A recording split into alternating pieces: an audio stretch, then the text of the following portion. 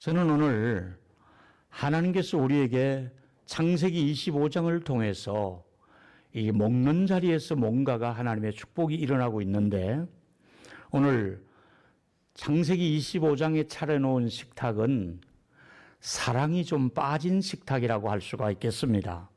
이름하여 야곱의 식탁 앞에 여러분을 한번 모셔보겠습니다. 아시는 대로 이삭의 가정에는 쌍둥이 두 형제가 에서와 야곱이 자랍니다. 에서는 아버지가 사냥하는 고기를 좋아하시는 것을 알고 자주 사냥하러 들러 다니는 그런 익숙한 사냥꾼이었습니다. 반대로 야곱은 어머님의 편애를 받으면서 엄마와 더불어 주방에서 죽을 끓이기도 하고 음식을 만드는 어머니 곁에 늘 있었습니다.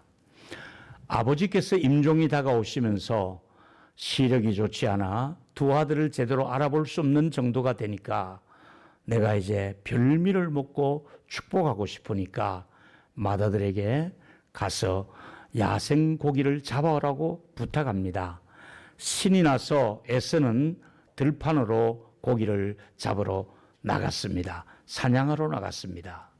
그 이야기를 들었던 어머니가 이제는 또 집에서 팥죽을 야곱과 함께 끓이기 시작합니다.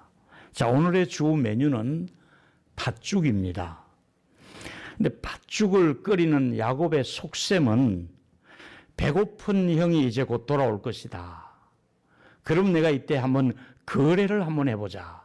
이런 속셈을 가지고 팥죽을 끓이고 있습니다. 속여서라도 형님이 가지고 있는 장자권을 내가 빼앗아야겠다. 이런 계획을 가지고 팥죽을 지금 맛있게 끓이고 있습니다. 오늘은 이 팥죽 끓이는 이 현장에서 우리가 두 사람에게 문제점이 뭔가 하는 것을 생각해 보면, 첫 번째는 야곱이 욕심이 지나친 사람입니다. 너무 욕심이 많습니다. 우리 형제간 중에도 그런 사람 있죠. 욕심 많은 형제가 있을 수 있습니다. 또 하나는 에서는 너무 쉽게 장자권을 팔아넘겼습니다. 이것도 좋지 않습니다. 저는 이 두 사람을 보면서 본문에서 우리가 배워야 될 점이 뭔가를 살폈습니다. 첫 번째 뭐냐 하면, 사랑이 없는 식탁은 주의해야 될 식탁입니다. 대접하는 사람도 그렇고 대접받는 사람도 사랑이 빠진 식탁이지요. 여러분 보신 것처럼 지금 창세기 25장 29절에 보니까 야곱이 죽을 쑤었더니 팥죽을 잘 끓였습니다. 근데 심히 들판에서 하루 종일 뛰어다닌 형이 피곤해가지고 어깨에 사냥물을 하나 들쳐 건너 이게 오고 있는 것이잖아요. 이럴 때 야곱에게 이르되, 내가 피곤하니 어서 그 죽 한 그릇 내가 먹기를 원한다. 이렇게 얘기하니까 에서가 뭐라고 야곱이 말을 합니까? 형의 장자의 명분을 오늘 내게 팔 수 있겠느냐. 이렇게 대시를 하고 있습니다. 여러분, 이 본문에서 네 가지의 행동을 나눌 수가 있습니다. 첫 번째 뭐냐 하면, 야곱은 지금 죽을 쓰고 있었는데 사냥을 마치고 돌아오는 배고픔의 형의 약점을 알고 음식을 미리, 분명히 어두운 시간 되면 이제 배가 고파서 올 것이다. 이 기회를 한번 잡아보자 해서 배고픈 형을 그 타이밍을 놓치지 않으려고 죽을 끓여놓고 기다리고 있는 것이지요. 야곱은 형이 가진 장자권을 달라고 거래를 제한할 목적으로 식탁을 차린 것입니다. 세 번째, 야곱의 장자권을 맹세하며 팔라는 겁니다. 요새 말로 하면 각서를 아예 쓰라는 겁니다. 그러면서 야곱은 맹세하자 팥죽 한 그릇을 그 형에게 떡과 더불어 주게 됩니다. 자, 여기 문제점이 있습니다. 아무리 좋은 것을 가지고 싶어 한다 할지라도 방법이 잘못된 야곱의 방법입니다. 우리가 원하는 목적이 있을 수가 있고 가지고 싶은 것이 있을 수가 있고 욕심을 낼 수 있겠으나 이런 방법은 치졸한 방법이요 이것은 비인격적인 방법이라고 할 수가 있겠습니다. 그래서 먼 훗날 히브리서 기자는 신약시대를 사는 우리들에게 이 행동을 뭐라고 말씀하냐면 망령된 행실이었다고 말씀하고 있습니다. 우리에게 조심하라고 신약시대를 사는 이 시대를 바라보며 두 형제의 이 모습을 보고 우리 보고 조심하라고 이런 말씀을 기록한 말씀으로 우리가 해석할 수가 있습니다. 지금 우리 어머니들이 집에서나 교회에서 음식을 준비할 때는 어서 우리 배고픈 식구들에게 만나게 해서 먹이고 싶어서, 그리고 또 기운 없는 식구들이 또 기운 차리라고 보양식을 하기도 하고, 맛있는 된장찌개 하나를 끓여도 어머님의 사랑을 담아서 그리고 가족들을 위해서 그렇게 정성껏 식탁을 준비하고 있지 않습니까? 그러나 야곱이 지금 준비한 식탁은 사랑이 빠진 식탁입니다. 전혀 형을 사랑하지 않는 그냥 죽을 끓이면서 형의 것을 빼앗아낼 목적으로 함정이 있는 식탁을 차리고 있는 것이지요. 상대방을 기분 좋게 하고 또는 배고픈 찬스를 이용해서 내가 원하는 것을 빼앗을 목적으로 식탁을 차리고 있는 야곱의 모습을 보게 됩니다. 우리 인류 역사의 시조인 아담과 하와가 이 먹는 것 때문에 시험 들었지 않습니까? 그렇게 먹지 말라고 금했던 선악과를 바라볼 때 먹고 싶고 보암직도 하고 또 아주 지혜롭고 탐스럽고, 그래서 결국은 그만 그 선악과를 먹음으로 말미암아 불행이 온 것처럼 말입니다. 세상에는 이런 위험한 식탁들이 우리 주변에 종종 있습니다. 정말 친절을 가장해서 대접해 주는 것처럼 우리에게 다가와서 식사를 차려주지만은 그 속에는 속내가 뭔가 자기 것을 차지하려고, 뭔가 이분에게 이 대접을 하고 받아낼 목적으로 뭔가 겉으로는 멋있어 보이게 대접하지만은 끝내 뭔가를 그 사람에게 정말 사기를 치는 이런 식사의 장소가 있지 않습니까? 이렇게 음식을 차려서도 안 되겠고 이런 음식을 먹어서도 곤란하다는 것이 오늘 식탁에서 준 예스가 먹는 야곱이 차린 식탁이었습니다. 두 번째는 이제 사랑으로 준비하는 식탁이 필요하겠지요. 바로 그겁니다.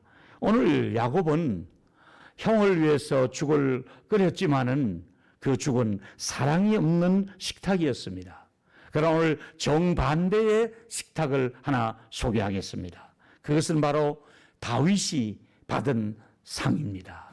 다윗이 가정에 문제가 생겼습니다. 아들 압살롬이 결국은 아버지의 자리를 탐내서 사슬 군사를 이끌고 갑자기 궁으로 들어닥치는 겁니다. 손썰려가도 없이 군사들이 막아볼 사이도 없이 아버지는 아들과 칼을 마주칠 수는 없으니까 아버지가 자리를 피해서 도망을 하게 됩니다. 피신을 합니다.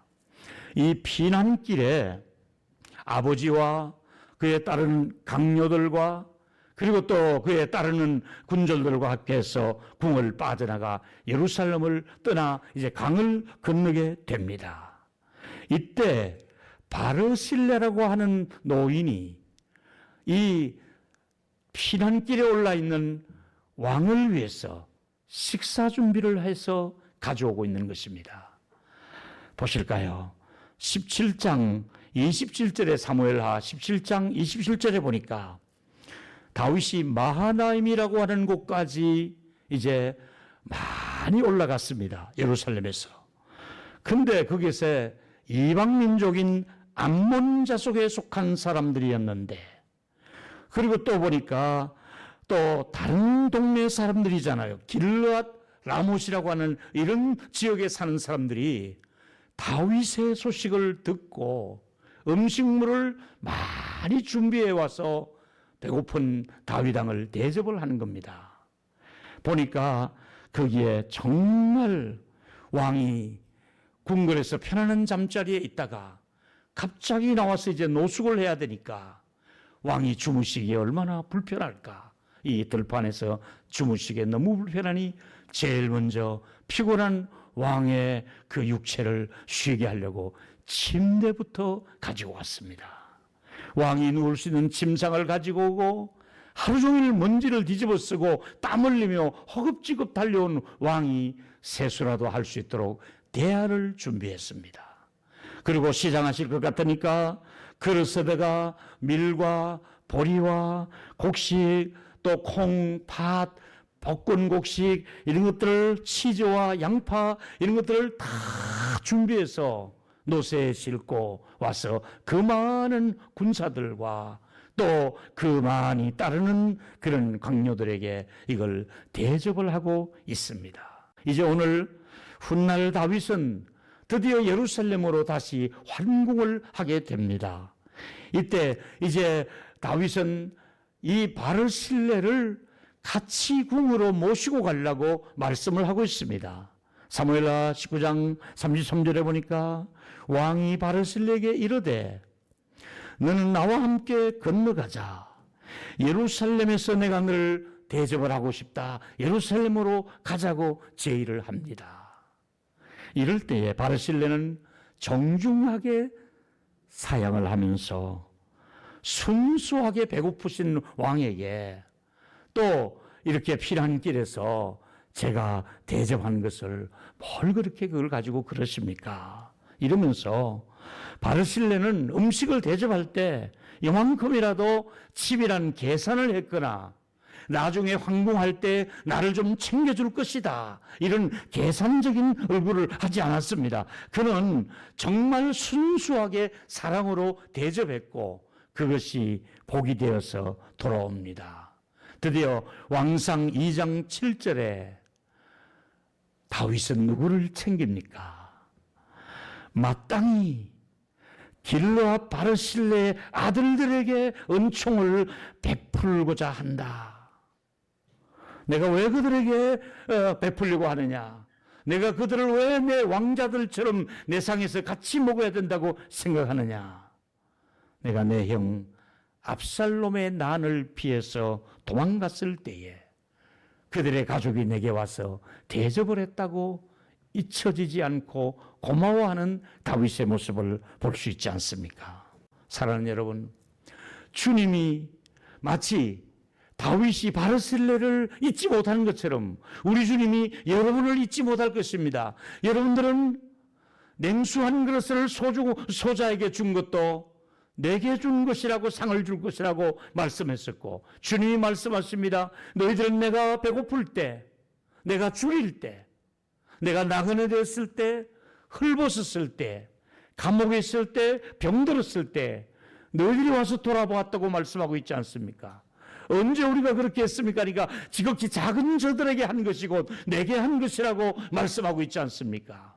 우리 이웃에는 배고픈 사람들이 있습니다. 외로워하는 사람도 있고 병든 사람도 있고 우리가 돌아봐야 될 사람들이 있습니다. 우리는 이 추수감사주의를 맞이하면서 좀 더 우리 주변 사람들을 돌아볼 수 있는 계기가 되었으면 좋겠습니다. 우리는 너만 혼자 잘 먹고 잘 사는 이런 자리가 아니라 나중에 우리 주님 앞에 섰을 때에 목사님 그때 내가 한 번만 대접한 것이 부끄럽습니다. 주님 제가 그때 한 번만 그렇게 한 것이 부끄럽습니다 하는 후회를 하지 않도록 우리 기회를 주실 때마다 선한 일에 힘쓸 수 있게 되기를 바라겠습니다. 오늘의 말씀의 더 중요한 점은 세 번째 말씀입니다. 이 말씀은 에서가 문제가 있습니다. 뭐가 문제냐면 바로 우리가 필요한 것은 말씀의 식탁인데 에서에게는 말씀이 없는 사람으로 살아갑니다. 보실까요? 25장 30절에 보니까 에서가 피곤하니까 그 붉은 것을 내게 먹게 하라. 그러므로 에서의 별명은 에돔이었는데 야곱이 이르되 형의 장자의 명분을 오늘 내게 팔라 이렇게 말하니까 내가 죽게 되었는데 장자의 명분이 무슨 유익이 있겠느냐? 우선 당장 배가 고픈데 그까지 장자의 명분이 대수냐? 이러면서 팔아버렸습니다. 배고프다는 이유로 인해서 장자의 명분을 소홀히 여겼다는 것은 무엇을 말해주고 있습니까? 육체의 욕구를 채우기 위해서 영적인 가치를 소홀히 여긴 사람이 에서가 아니겠습니까? 여러분, 그래서 창세기 25장 34절에 보니까 야곱이 떡과 팥죽을 주면서 에서에게서 기어코 그걸 받아내게 됩니다. 장자의 명물을 가볍게 여기고 넘겼다고 성경은 기록하고 있지 않습니까? 여기서 중요한 단어는 먹고 마시고 일어나 갔다는 말만 기록되어 있지, 에서에게는 하나님이 없습니다. 하나님의 말씀이 없었습니다. 예배가 없습니다. 기도가 없습니다. 자기 식대로 배고프면 어떤 방법이든 먹고 그걸로 끝난 얘기입니다. 여러분, 이것은 얼마나 불행한 얘기입니까? 하나님과 교제가 없는 에서의 모습을 우리가 볼 수가 있습니다. 하나님의 풍성한 은혜를 경험하지 못하고 살아가는 에서의 모습을 우리가 보면서 말씀이 없는 에서의 모습을 보게 됩니다.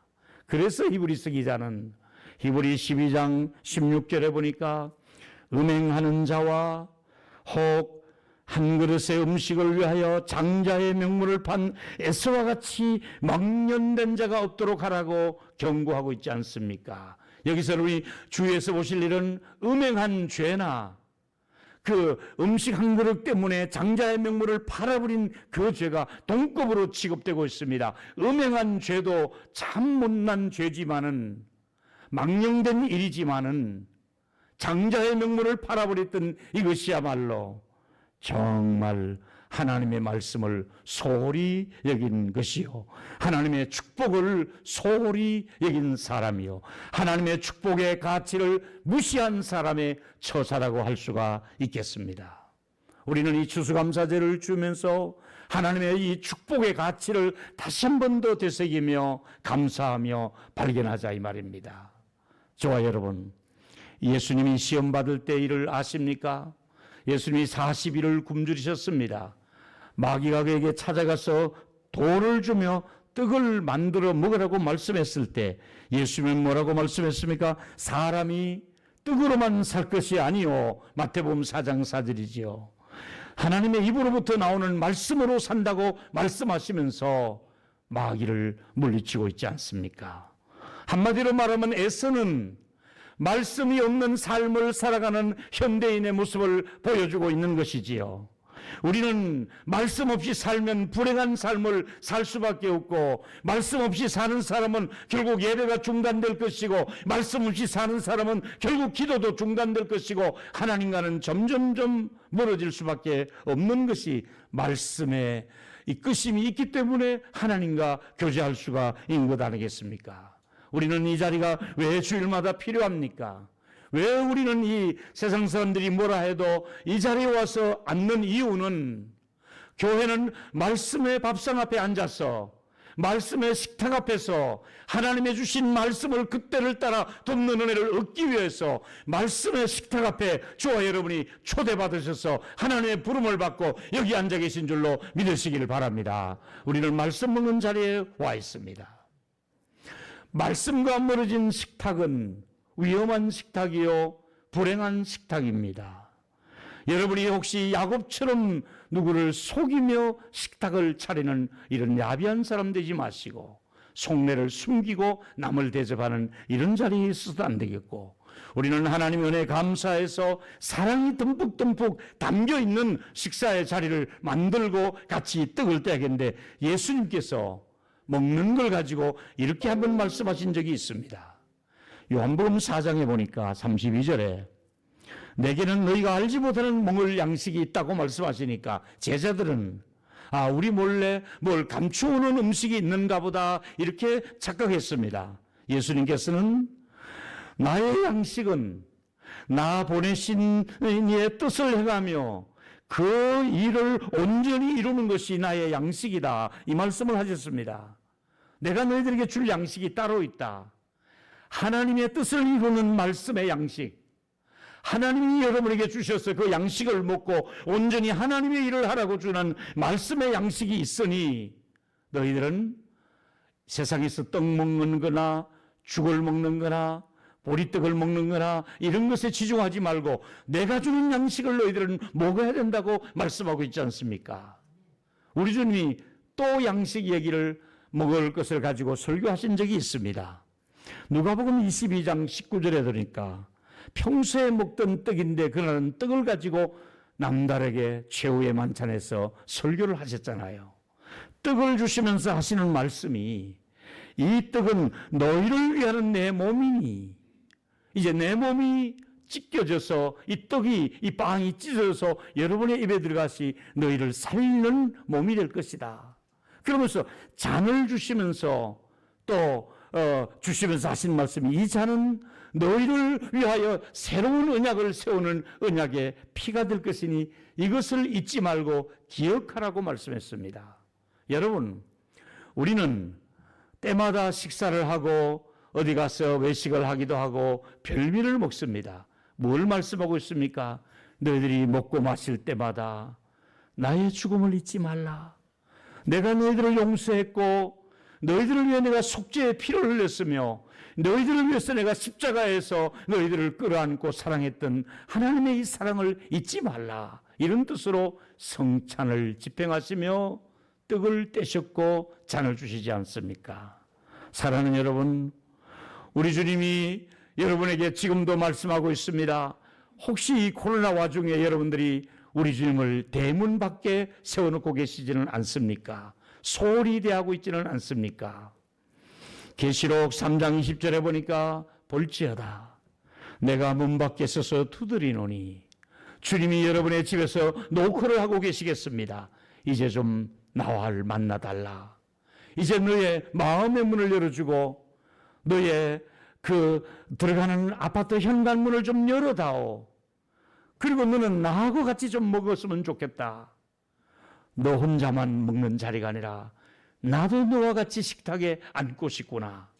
나와 같이 먹자고 말씀하고 있지 않습니까? 여러분, 우리는 어떤 자리에든 주님과 함께 먹고 마시며 무엇을 하든지 하나님의 영광을 위해서 살라고 말씀했으니까 여러분이 계시는 자리에 늘 주님을 초대하셔서 말씀과 함께 살아가시기를 축원하겠습니다. 그래서 말씀이 어떤 효과가 있습니까? 시편 19편에 보니까 하나님의 말씀은 완전하고 영혼을 소성케 한다 그랬습니다. 우리는 알게 모르게 우리의 영적인 상태가 많이 시들어져 가고 메말라가는 시대를 살고 있습니다. 혹시 이 방송을 들으시는 여러분들, 여러분의 영적 상태를 다시 한번 체크하셔서 여러분의 영혼이 소성되시기를 바라고, 여러분이 우들한 자가 지혜롭게 되기를 바라고, 여러분이 정직해지기를 바라고, 마음이 기뻐지기를 원하고, 순결을 하기를 원하고, 영적으로 눈을 열어주시기를 바라고, 그래서 금덩어리보다도, 아니 돈보다도 더 소중한 말씀의 가치를 알고 우리 말씀을 사랑하며 이 절기를 지키며 말씀 앞에 여러분의 삶이 함께 되기를 주의 이름으로 축원하겠습니다. 결론은 우리에게는 천국의 식탁이 준비되어 있습니다.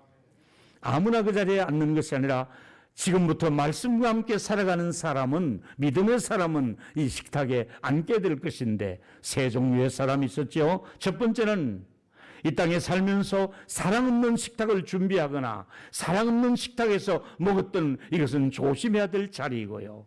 오히려 우리는 두 번째 얘기지요. 사랑을 듬뿍 담은 식사를 준비해서 가족에게, 지인들에게, 친척들에게, 교우들에게 식탁을 통해서 하나님의 사랑의 교제를 나누게 되시기를 바라고요. 세 번째 더 좋은 식사 자리는 말씀의 자리가 아니겠습니까? 말씀의 식탁이 모여있는 동일로 교회와 더불어 여러분이 멀리하지 마시고 가까이 하면서 우리 32년 동안 하나님의 말씀을 이곳에서 선포해 주신 그 하나님께 감사하면서 우리 모두가 하나님의 말씀과 함께 살아갈 수 있는, 하나님의 기쁨이 있는, 양식이 있는 우리 교회가 되기를 주의 이름으로 축원하겠습니다.